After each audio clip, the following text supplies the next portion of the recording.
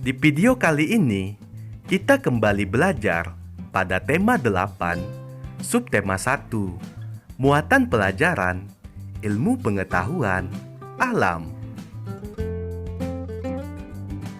Pentingnya air bagi kelangsungan hidup makhluk hidup. Air selalu tersedia di bumi karena adanya siklus air. Siklus air adalah proses perputaran air yang terjadi secara terus-menerus dari permukaan bumi ke atmosfer dan kembali lagi ke permukaan bumi.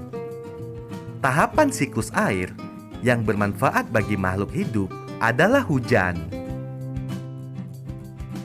Berikut adalah contoh pemanfaatan air oleh makhluk hidup. Misalnya, air hujan yang meresap ke dalam tanah akan disimpan sebagai cadangan air bagi makhluk hidup. Kemudian, air mengalir dan memenuhi sungai-sungai dan danau yang berguna untuk aktivitas makhluk hidup. Manfaat air yang berikutnya, air di dalam tanah akan diserap oleh tumbuhan untuk proses fotosintesis. Kemudian, air menjaga kelembaban, suhu, dan iklim di bumi. Menjelaskan terjadinya siklus air. Tahapan siklus air terdiri atas 3. Tahap yang pertama yaitu tahap penguapan, yang disebut dengan evaporasi. Tahapan yang kedua yaitu pengembunan atau disebut dengan kondensasi.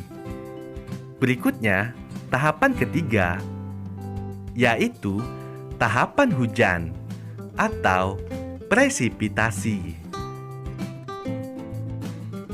Ayo perhatikan penjelasan siklus air berikut. Tahapan pertama dimulai dari evaporasi, yaitu air di permukaan bumi mengalami penguapan oleh panas. Kemudian, uap air akan menuju atmosfer. Uap air di atmosfer mengalami pengembunan, membentuk awan-awan. Proses ini disebut kondensasi. Selanjutnya, awan-awan yang semakin tebal mengandung banyak titik-titik air dan akhirnya saling bergesekan. Kemudian, titik-titik air jatuh menuju permukaan bumi dalam bentuk hujan atau salju. Proses ini disebut dengan presipitasi. Selanjutnya, aliran air dari hujan atau salju yang mencair bergerak menuju danau atau lautan. Selanjutnya, proses siklus air akan terulang kembali. Menjelaskan keberadaan air di permukaan bumi. Di daratan, air hujan dapat langsung mengalir ke sungai atau danau, dan ada juga yang diserap oleh tanah. Proses penyerapan air ke dalam tanah dinamakan infiltrasi.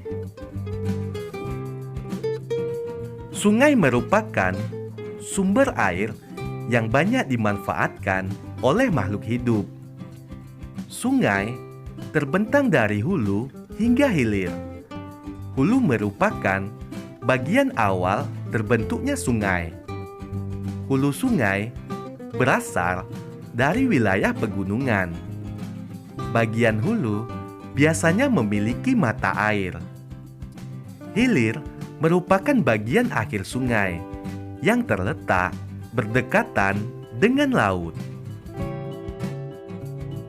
Sungai mendapatkan air dari mata air, aliran air dalam tanah, dan aktivitas masyarakat. Pada hari yang terik, panas matahari mengakibatkan air sungai menguap. Hal ini berdampak pada berkurangnya persediaan air sungai. Terlebih saat musim kemarau, jumlah air yang menguap jauh lebih banyak sehingga mengakibatkan kekeringan. Oleh karena itu, kita harus menghemat persediaan air. Berikut ini adalah contoh pemanfaatan sungai. Yang pertama, sungai sebagai sarana transportasi air. Kemudian, sebagai pengairan sawah. Selanjutnya, sebagai media tambak ikan dan udang.